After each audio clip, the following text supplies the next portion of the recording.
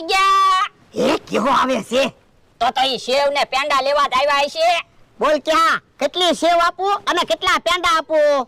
હું સેવ ને પેંડા લેવા નથી આવ્યો, ભીંડો લેવા આવ્યો. ભીંડાની કઢી બનાવી છે ને એટલે.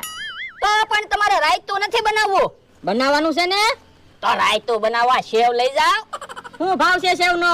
એ 100 રૂપિયાની 500 અને 200 રૂપિયાની કિલો. સેવ હારી છે ને? હા, ભોળા દાદા એ હાથે સેવ બનાવી. સેવ હારી ન હોય ને તો તમ તારે સેવ પાછી આપી જાજો. તો 20 રૂપિયાની સેવ આપી દે.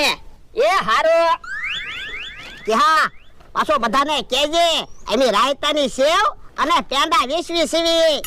પણ આમ બધા જુગાર રમે ને કી આવ્યું ને એટલે બધાને ખબર પડી જાહે. એ આ ઈ હસો.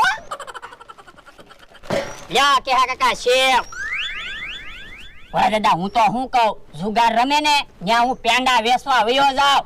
બધા જુગાર રમી રમીને